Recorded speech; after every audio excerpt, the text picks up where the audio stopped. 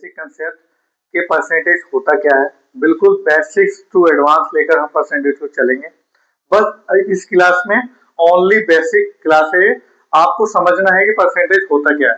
तो फर्स्टली मैं अगर परसेंटेज की बात करूं तो परसेंटेज क्या होता है, यह है पर सेंट और एच।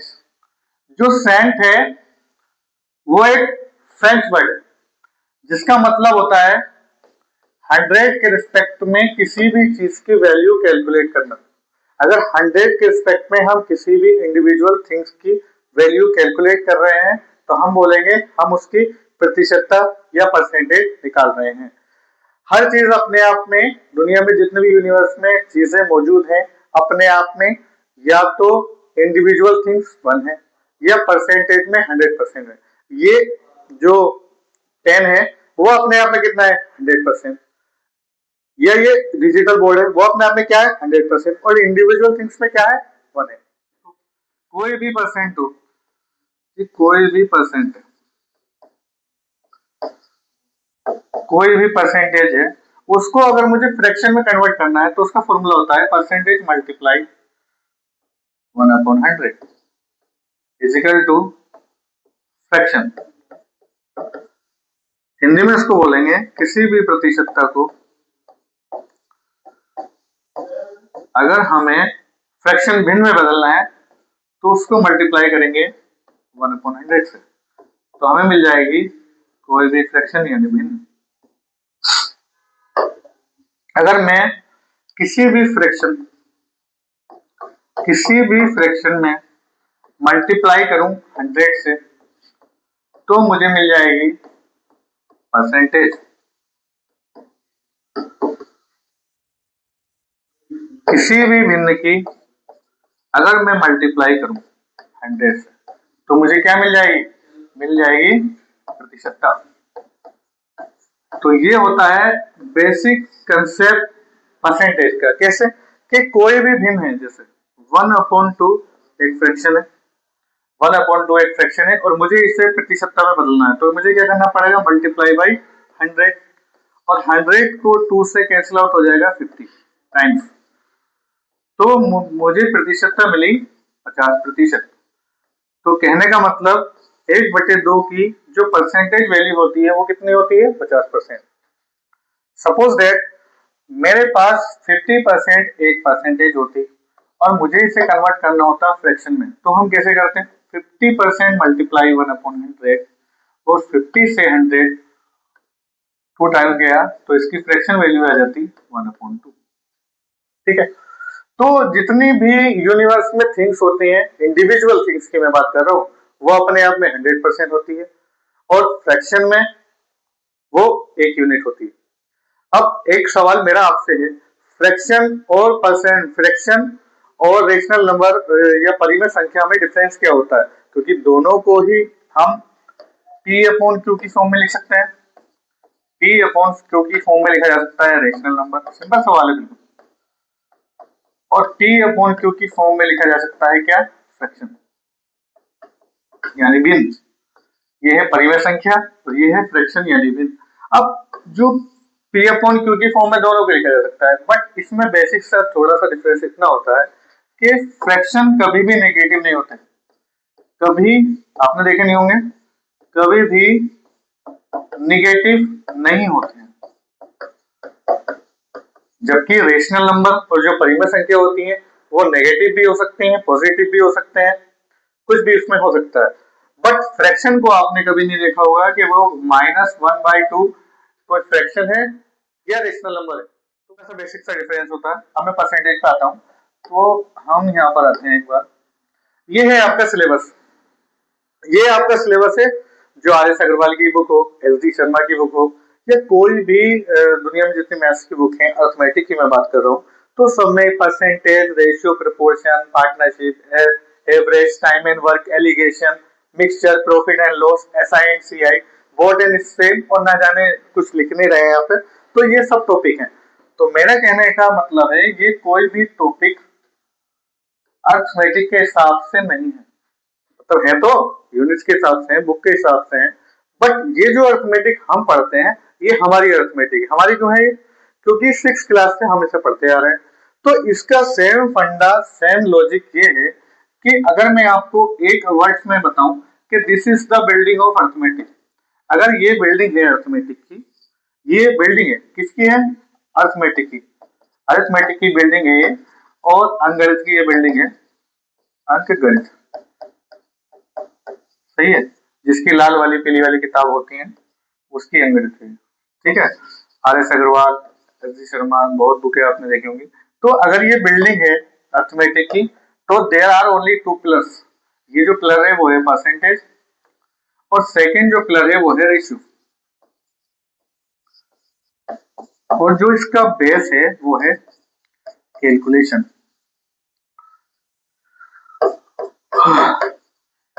तो ये है पूरी अर्थमेटिक, ये सिर्फ टॉपिक नहीं है। क्योंकि अगर आपका सपोज दैट अर्थमेटिक आप पढ़ रहे हैं, अगर आपका रेशियो, परसेंटेज क्लियर है और कैलकुलेशन में आप मास्टर हैं, तो this is the building of arithmetic. तो यू आर, या ये कोई किंगडम है, ये जैसे कोई किंगडम है, तो you are the king of this kingdom. आप क्या है? उसके राजा हैं। अगर ये तीनों कंसेप्ट आपके क्लियर है, first is percentage, second is ratio, और थर्ड इज कैलकुलेशन, जो इसका पिलर है, बेस है। तो ये जितने भी टॉपिक्स हैं, तो अगर आपका इसमें कहीं प्रॉब्लम है, जैसे रेशियो में कहीं प्रॉब्लम है, परसेंटेज में कहीं प्रॉब्लम है, और कैलकुलेशन आपकी स्ट्रॉन्ग नहीं है, तो किसी भी टॉपिक का टाइम एंड वर्क हो, एलिगेशन हो, प्रॉफिट एंड लॉस हो, एसआई एंड सीआई हो, बोट एंड स्ट्रीम हो, या कोई भी टॉपिक जो अर्थमेटिक से बिलोंग करता है, तो आप उस टॉपिक का बेसिक क्वेश्चंस तो बना सकते हैं। जैसे मैं एग्जांपल दूं कि टाइम एंड वर्क का एक क्वेश्चन है, ए किसी काम को 10 दिन में कर सकता है, बी उसी काम को 20 दिन में कर सकता है, दोनों मिलकर इस काम को कितने दिन में करेंगे? वेरी इजी क्वेश्चन, बच्चा भी बना लेगा। ठीक है, तो अगर इस क्वेश्चन को थोड़ा वेरिएशन कर दूं मैं कि ए किसी काम को 10 दिन में कर सकता है, और ए के बी के कार्य करने की क्षमता ए से 45.45% अधिक है, तो बताइए बी उस काम को कितने दिन में करेगा? तो ये क्वेश्चन पहले वाले क्वेश्चन से थोड़ा टफ हो गया। क्यों हो गया? क्योंकि इसमें परसेंटेज का कहीं ना कहीं यूज हो गया, इसलिए टफ हो गया। तो किसी भी, अगर ये बच्चे का, किसी बच्चे का, किसी विद्यार्थी का रेशियो, परसेंटेज और कैलकुलेशन, इन तीनों टॉपिक्स में कहीं दिक्कत है, तो वो बेसिक क्वेश्चन तो बना लेगा। किसी भी टॉपिक के, टाइम स्पीड एंड डिस्टेंस हो, या बोट एंड स्ट्रीम हो, कोई भी हो, बेसिक क्वेश्चन तो बना लेगा, there is no problem. But जो एडवांस लेवल के क्वेश्चन होते हैं, जहां परसेंटेज और रेशियो का यूज हो जाता है, तो वो सोल्व नहीं कर पाएगा, क्योंकि परसेंटेज और रेशियो वो वही सोल्व करेगा जिसके परसेंटेज, रेशियो और कैलकुलेशन पे कमांड हो। ठीक है, तो हम आगे बढ़ते हैं। तो क्या समझा आपने? ये सब जो है मेथड होता है, मैं आपको नेक्स्ट क्लास या सेकंड नेक्स्ट क्लास में मैं बताऊंगा जेएसएम के कॉन्सेप्ट के बारे में। तो जेएसएम का जो कॉन्सेप्ट होता है, जो क्वेश्चंस होते हैं, उससे आप परसेंटेज के क्वेश्चन भी बना सकते हैं, उससे आप रेशियो के क्वेश्चन भी बना सकते हैं, उससे आप एवरेज के क्वेश्चन भी बना सकते हैं, उससे आप प्रॉफिट एंड लॉस के क्वेश्चन भी बना सकते हैं, उससे आप एसआई एंड सीआई के क्वेश्चन भी बनाते हैं। बहुत सारे क्वेश्चन, यहाँ तक कि मेंसुरेशन के सवाल भी जेएसएम के कॉन्सेप्ट पे कुछ बनाए जा सकते हैं। तो ठीक है, नेक्स्ट चलते हैं। तो अभी ये जो परसेंटेज है, जो मैंने अभी निकालना सिखाई कि percentage multiply by 1/100 is equal to fraction होता है, और fraction multiply by 100 is equal to होता है परसेंटेज। तो ये कुछ फ्रैक्शन अब मैंने आपके लिए लिख दिए हैं, जिनकी वैल्यू परसेंटेज में है। Fraction convert to percentage. तो जो वन फ्रैक्शन, कोई भी वन, पूरा का पूरा फ्रैक्शन जो होता है वो वन के बराबर, कोई भी यूनिट वन होती है। तो सपोज दैट आपके पिताजी की सैलरी आती है, तो कोई उससे ये नहीं कहता अपने पिताजी से कि आप इस सैलरी का, पिताजी मुझे 1/2 भाग दे दीजिए, या 1/3 भाग दे दीजिए, कह तो सकते हैं नॉर्मली, मगर कहा जाता है कि 20% मुझे दे दीजिए, 10% मुझे दे दीजिए। अगर घर में पिज्जा आता है, सपोज दैट घर में पिज्जा होता है, एक स्लाइड और लूंगा मैं, तो पिज्जा किस फॉर्म में होता है? इस फॉर्म में होता है, ये पिज्जा की फॉर्म। तो पिज्जा घर में आता है, तो कोई ये नहीं कहता कि पिताजी मुझे इस पिज्जा का 10% दे दो, या इस पिज्जा का 20% दे दो, या इस पिज्जा का 30% दे दो। कैसे कहा जाता है कि इस पिज्जा के जो है आप 4 हिस्से कर लीजिए, और 4 हिस्सों में से एक पार्ट मुझे दे दीजिए। तो ये जो नीचे 4 है, ये पार्ट है टोटल, और जितना आपको चाहिए वो आता है ऊपर। तो ये कितना भाग हुआ इस पिज्जा का 1/4। अगर ये वन टोटल वन था, suppose that one part fraction होता है, फ्रैक्शन में कोई भी चीज वन होती है, वन में से 1/4 माइनस होती है, तो आगे कितना बचा 4 - 1/4 यानी कि 3/4। और इस पार्ट में से अगर सपोज दैट ये पार्ट हटा लिया जाए तो ये जो पार्ट है, बाकी बचा हुआ जो पार्ट है वो कितना है, वो कहीं ना कहीं 3/4 है, नहीं है 1 2 3/4, राइट। तो ये डिपेंड करता है इंडिविजुअल थिंग्स पर कि वो थिंग्स क्या है और उसको किस टाइप से डिनोट कर रहे हैं, उसको परसेंटेज में हम डिनोट कर रहे हैं, उसको हम यूनिट्स में फ्रैक्शन में डिनोट कर रहे हैं, वो डिपेंड करता है इंडिविजुअल थिंग्स पर, ठीक है। नेक्स्ट, अगर मैं थोड़ा आपसे बात करूंगा तो सीधा क्वेश्चन में आते हैं।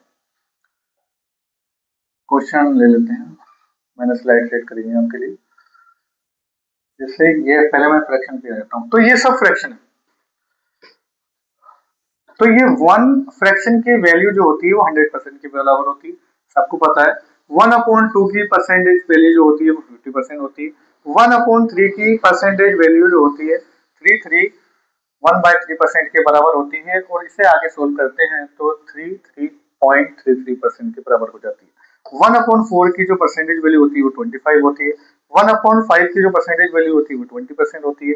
1/6 की जो परसेंटेज वैल्यू होती है वो 16/3%, और इसे आगे सोल्व करेंगे तो 16.66% के बराबर होती है। 1/6 7 जो परसेंटेज वैल्यू होती है वो होती है 14/7%। इसे आगे और सोल्व कर सकते हैं, 14.2% आ जाएगा।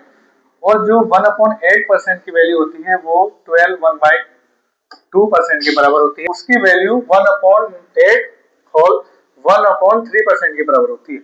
और जो ये 1/13 है उसकी वैल्यू 7 9/13 के बराबर होती है। 14 15 ये सब वैल्यू आपके सामने है, ये 20% तक आपके सामने बोर्ड वैल्यू है।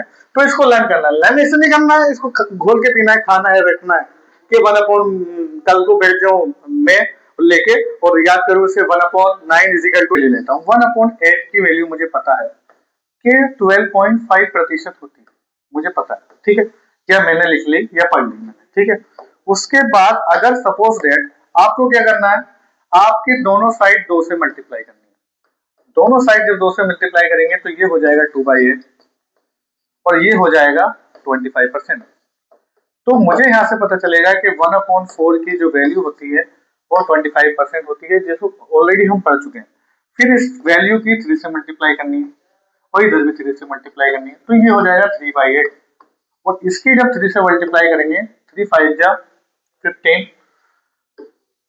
3 2 जा 6 और 1 7 और 3 1 जा 3, तो वैल्यू आई तुम्हारे आपके पास 37.5%। तो मुझे कहने का मतलब ये है कि 3/8 फ्रैक्शन में जो परसेंटेज वैल्यू होती है वो कितनी होती है 37.5%, ठीक है। अगर इस वैल्यू की 4/4 से मल्टीप्लाई करो दोनों साइड तो इधर तो बन जाएगा 50% और इस साइड बन जाएगा 4/8। 4/8 कट के 1/2 हो जाना है, और 1/2 परसेंटेज की वैल्यू मैंने अभी फ्रैक्शन की वैल्यू हमने पढ़ी है कि वो 50% के बराबर होती है, ठीक है।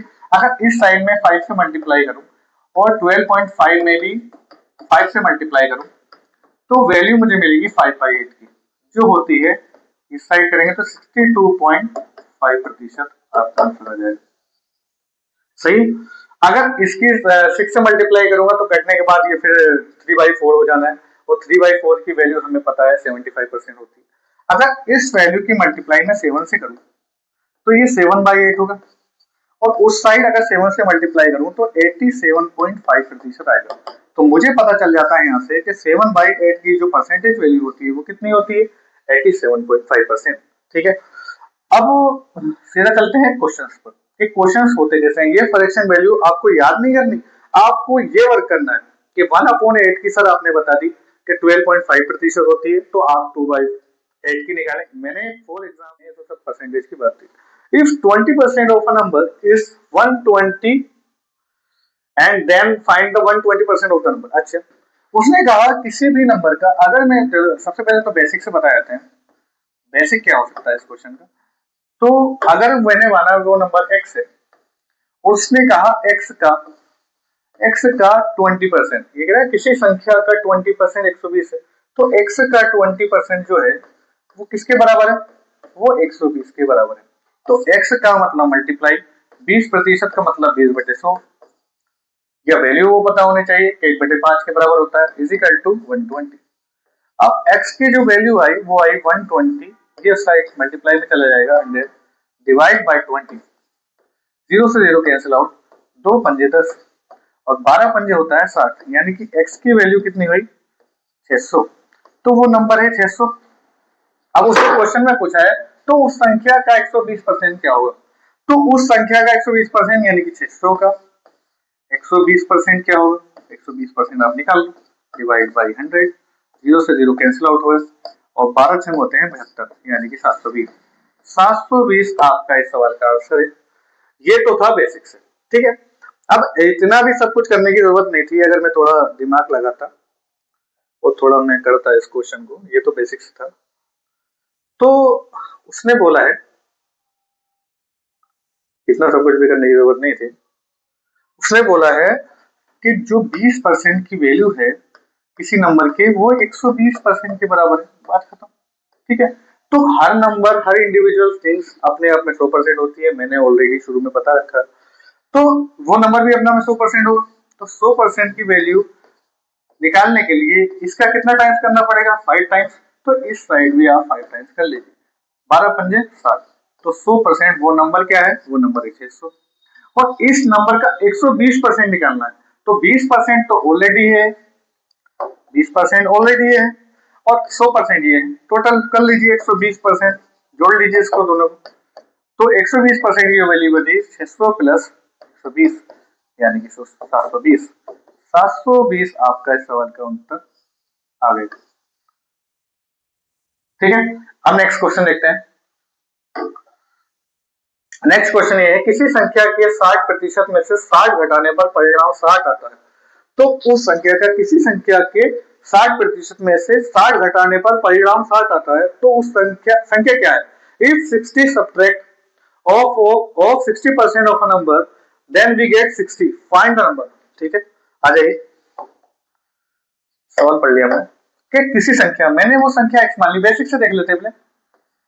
किसी संख्या के, ये संख्या है और इसके 60% में से, इसके 60% में से 60 घटाने पर परिणाम 60 आता है, यही तो बोला उसने कि किसी संख्या के 60% में से 60 घटाने पर परिणाम 60 आता है।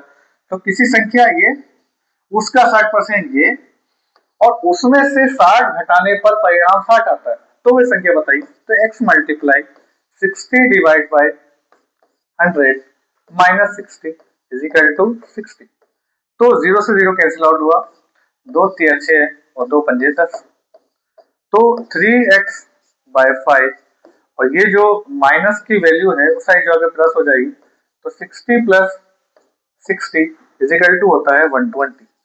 3x अपॉन 5 की वैल्यू है 120, 3 से ये कट गया, कितने टाइम्स, 40 टाइम्स, और x की वैल्यू आ गई 40 मल्टीप्लाई 5, यानी कि 200। तो वो नंबर क्या है अपना में, 200। सिंपल सा सवाल था, तो ये बेसिक से था। अब इसको थोड़ा सा अगर मैं और दिमाग लगाऊं तो इसको मैं कर सकता था,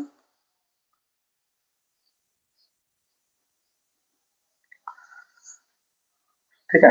देखो, अब 60% की जो फ्रैक्शन वैल्यू होती है, हमें पता होना चाहिए, वो होती है 3/5, नहीं होती है, 60% की जो वैल्यू होती है वो होती है 3/5। तो मुझे हर चीज अपने आप में इंडिविजुअल से एक होती है, तो वो नंबर भी अपने आप में एक ही होगा। अब इस नंबर में से इस नंबर का कितना, 3/5, ठीक है। इस नंबर का, ये जो नंबर है, ये जो नंबर है एक होगा, उसके 3/5 में से मैंने क्या घटाना है, 60 घटाना है, तो मुझे क्या मिलता है, 60 मिलता है। तो हम यहाँ से देख सकते हैं 3/5 इज इक्वल टू 60 प्लस 60, यानी 60 उधर जाके 60 प्लस 60 हो जाएगा, और मेरे पास आ जाएगा 120। तो 1 की वैल्यू निकालना है, 3 चौक 12 और 1 की वैल्यू आई मेरे पास 200। 5 मल्टीप्लाई 40 इज इक्वल टू 200। तो मुझे नंबर वैसे ही मिल गया कि वो वैल्यू क्या है 200। अगर ये तो रेशियो से था, अगर मैं इस क्वेश्चन को परसेंटेज से करना चाहूँ तो कैसे कर सकता हूँ? इस क्वेश्चन को परसेंटेज से भी हम कर सकते हैं। अब हर चीज अपने आप में 100% होती है, ठीक है। अब 100% का 60% क्या होगा? 60% ही होगा। अगर 60% में से 60 घटाने पर मुझे 60 मिलता है, 60% में से 60 घटाने पर मुझे 60 मिलता है, तो 100% की वैल्यू निकाल दो। तो 60% की वैल्यू है मेरे पास 60 प्लस 60 120 और 100% की वैल्यू मेरे पास वही 120 डिवाइड बाई 60 मल्टीप्लाई बाई 100। 0 से 0 करिए, 6 दूनी 12 और 2 मल्टीप्लाई 100 हुआ 200। तो मेरे पास आंसर आया 200। ये परसेंटेज से भी आप इसको कर सकते हैं। किसी भी क्वेश्चंस को करने के कई तरीके होते हैं, ठीक है।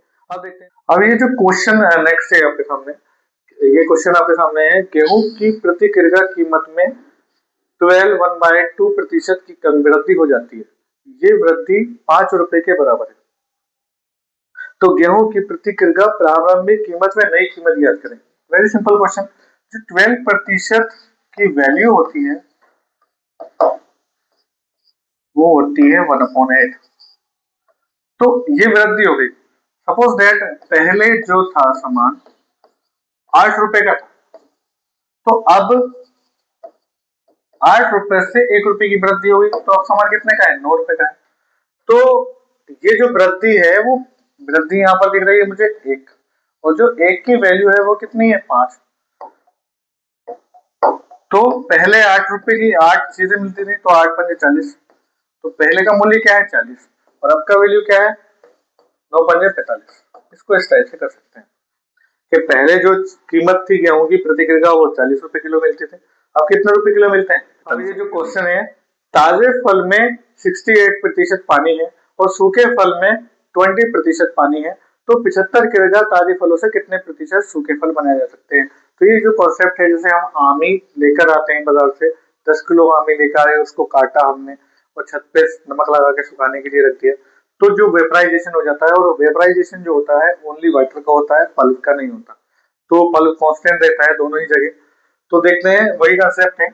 तो 100% हर चीज अपने आप में होती है, और 100% में जब ताजे फल की मैं बात कर रहा हूँ, तो ताजे फल में से 68% पानी है, तो फल कितना है? 32%। और जो सूखे फल है वो 100% अपने आप में है, और 100% में से अगर 20% पानी है, तो 80% क्या है? पल्प है। पल्प यानी कि गूदा, जिसको आप आम भाषा में बोलते हैं पल्प। तो ये जो पल्प होता है उसका वेपराइजेशन नहीं होता, वो कांस्टेंट होता है। ये वैल्यू और ये वैल्यू बराबर है। तो उसने क्वेश्चन में पूछा है, क्या पूछा है? उसने क्वेश्चन में पूछा है 75 किलोग्राम ताजे फल से कितने सूखे फल बनाए जा सकते हैं। तो 75 किलोग्राम 72 का 32% किसके बराबर है? एक्स। हमें नहीं पता कितने सूखे फल बनाए जा सकते हैं, एक्स का 80%। 80%। अब इसको सोल्व कर लेते हैं। तो 832 और 0, और इसको इसको सोल्व करेंगे तो कितना आ जाएगा? 2 से कर देते हैं, 2 दूनी 4, 2 पंजे 10, और ये 15 से गया 75 है, आई थिंक 75 है। तो कितने बार गया? 75। तो कितने बार गया? 15 बार। तो 15 गुणा 2 कितना होता है? 30। तो 75 किलोग्राम ताजे फल से 30 केजी सूखे फल बनाए जा सकते हैं। ठीक है, नेक्स्ट क्वेश्चन। ठीक है, ये तो थी परसेंटेज की बेसिक क्लास। नेक्स्ट क्लास में मिलते हैं एक प्रॉपर कंसेप्ट के साथ, एक प्रॉपर मेथड के साथ। जैसे परसेंटेज में कई प्रकार के कंसेप्ट होते हैं, जैसे जूनियर सर्टिफिकेशन मेथड जो होता है, जेएसएम का कंसेप्ट होता है, जिससे प्रॉफिट एंड लॉस, सिंपली एसआईसीआई के क्वेश्चंस भी बन सकते हैं।